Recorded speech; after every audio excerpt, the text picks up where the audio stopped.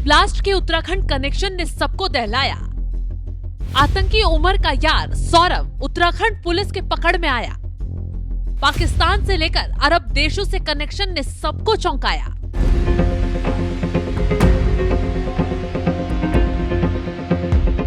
Delhi blast case में जैसे जैसे जांच तेज हो रही है, एजेंसियों के हत्थे ऐसे ऐसे लोग चढ़ रहे हैं जिन पर खुलासे ने हर किसी को चौंका दिया।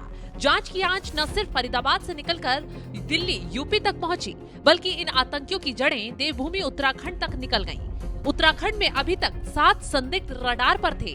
छापेमारी और पूछताछ चल रही थी। इसी बीच उत्तराखंड पुलिस के हत्थे सौरभ नाम का युवक चढ़ा है, जिसकी गिरफ्तारी ने एजेंसियों की जमीन हिलाकर रख दी है। क्योंकि ये कोई मामूली गिरफ्तारी नहीं है जनाब, ये देवभूमि उत्तराखंड की शांत घाटियों में छिपा हुआ व्हाइट कॉलर टेरर मॉड्यूल का वो काला सच है, जिसने राजधानी दिल्ली के लाल किले को दहलाने की साजिश रची और चुपके से पूरे देश की नसों में जहर घोलने की तैयारी भी कर ली थी। इसी मॉड्यूल का हिस्सा सौरभ भी बताया जा रहा है। उसने पूरे खेल को पलटकर रख दिया। उत्तराखंड एसटीएफ की एक छोटी सी रेड ने बहुत बड़ी साजिश का पर्दाफाश कर दिया। एक ऐसा महा सिंडिकेट जिसके तार सीधे दिल्ली के लाल किला ब्लास्ट से जुड़ रहे हैं। सोचिए, आपके बीच सादगी से रह रहा कोई शख्स आतंकी कनेक्शन में पकड़ा जाए, उसकी काली करतूतें उजागर आपके सामने ही हो जाए तो कैसा लगेगा? जाहिर सी बात है, आपकी जमीन हिल जाएगी। ऐसा ही हुआ हरिद्वार के लक्सर के लोगों के साथ, जब यहां से एसटीएफ ने छापेमारी कर सौरभ नाम के युवक को धर दबोचा, जिसका दिल्ली आतंकी ब्लास्ट से कनेक्शन तो जुड़ ही रहा है, साथ ही साथ पाकिस्तान और अरब देशों से फंडिंग का कनेक्शन भी सामने आ रहा है। सौरभ की गिरफ्तारी के बाद चौंकाने वाला खुलासा हुआ। सौरभ का संबंध पाकिस्तान से लेकर अरब देशों तक था। कुछ संदिग्ध संपर्कों से उसकी लगातार बातचीत, लेन देन के संकेत मिले। देश में बैठकर विदेशों से कनेक्शन रखने वाला सौरभ लोगों को ठगी का शिकार भी बना रहा था। लेकिन ये कोई साइबर ठगी का केस नहीं है, ये है terror funding, black money routing और अंतर्राष्ट्रीय साजिश का वो ज्वालामुखी जो हरिद्वार के लक्सर क्षेत्र में फट पड़ा। लक्सर के तिलकपुर इलाके में एसटीएफ की टीम ने जब सौरभ और उसके पार्टनर आकाश के ठिकानों पर छापा मारा तो उन्हें लगा था कि वो बस एक साइबर ठगी रैकेट का भंडाफोड़ कर रहे हैं। लेकिन जैसे ही अधिकारियों ने सौरभ का मोबाइल खंगाला, उनकी आंखें फटी की फटी रह गई, क्योंकि उस मोबाइल के अंदर आतंक की पाठशाला का पूरा सिलेबस छिपा बैठा था। सौरभ की कॉन्टेक्ट लिस्ट भी खंगाली गई, जिसमें बहुत बड़ा खुलासा चौंकाने वाला ये हुआ कि उसकी कॉन्टेक्ट लिस्ट में विदेशी नंबर मिले, पाकिस्तान, बांग्लादेश, यहाँ तक कि अरब देशों से संपर्क मिला। इसके साथ ही उसकी चैट देखी गई तो चैट में कई ऐसे सुराग मिले जो उसे कई विदेशी मामलों में किंगपिन साबित कर रहे थे, इशारा कर रहे थे कि कोडवर्ड के जरिए कुछ बड़ी बातचीत की जाती थी। और इसके साथ ही साथ ये खुलासा हो रहा है कि सौरभ कोई मामूली ठग नहीं, बल्कि किसी आतंकी नेटवर्क से जुड़ा हुआ मुख्य किरदार हो सकता है। अगर आप सोचते हैं कि सिर्फ विदेशी संपर्क ही चौंकाने वाला है तो रुकिए, एसटीएफ के रिपोर्ट ने बैंक खातों का जो काला चिट्ठा खोला है उसे सुनकर आप और ज्यादा दंग हो जाएंगे। ये व्हाइट कॉलर आतंक सिर्फ आइडियोलॉजी पर नहीं चलता, ये पैसे के दम पर चलता है। सौरभ की बैंक अकाउंट डिटेल। सौरभ के नाम पर 6 बैंक खाते खुले, उसमें सिर्फ 1 साल के अंदर 70 लाख रुपए का ट्रांजैक्शन हुआ। साथ ही आकाश के 3 खातों में 14 लाख रुपए का ट्रांजैक्शन हुआ। लेकिन ये खेल यही खत्म नहीं होता। इस शातिर अपराधी ने अपने माता पिता और गांव के सीधे साधे लोगों के नाम पर भी खाते खुलवाए, और जब एसटीएफ ने उन खातों को जोड़ा तो कुल टर्नओवर सामने आया, करीब 1.5 करोड़ रुपए। इतनी बड़ी रकम कहां से आई? तो जांच में पता चला ये पैसा देश के कोने कोने से आया। तमिलनाडु, महाराष्ट्र, कर्नाटक, केरल और पश्चिम बंगाल, ये सब ऑनलाइन ठगी के पैसे थे। अब सवाल उठता है कि ये ब्लैक मनी किसके लिए जमा कर रहे थे?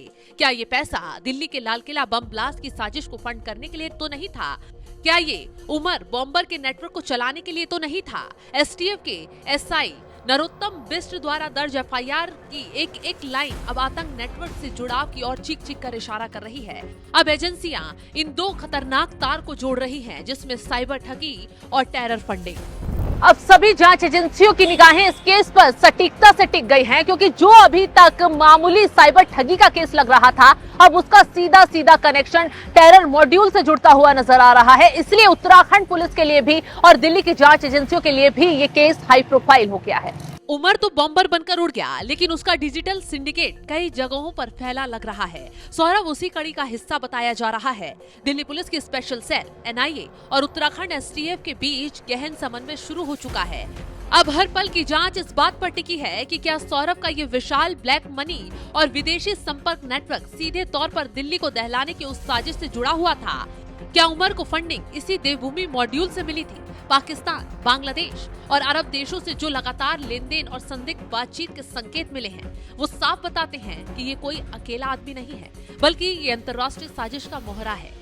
लक्सर, पुलिस और एसटीएफ अब इस मामले की गहराई से एक एक इंच तक छानबीन कर रही है, ताकि ये साफ हो सके कि साइबर अपराध के पीछे ये कौन सा बड़ा आतंकी नेटवर्क सक्रिय है, जिसने देवभूमि को पनाहगाह बनाने की कोशिश की।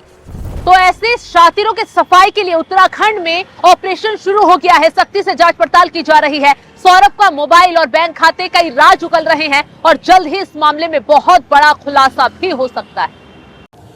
दिल्ली में हुई भयावह घटना ने सभी के मन को व्यथित कर दिया है। मैं पीड़ित परिवारों का दुख समझता हूं। आज पूरा देश उनके साथ खड़ा है। मैं कल रात भर इस घटना की जांच में जुटी सभी एजेंसियों के साथ, सभी महत्वपूर्ण लोगों के साथ संपर्क में था, विचार विमर्श चलता था, जानकारियों के तार जोड़े जा रहे थे। हमारी एजेंसियां इस षड्यंत्र की तह तक जाएगी। इसके पीछे के षड्यंत्रकारियों को बख्शा नहीं जाएगा। All those responsible will be brought to justice.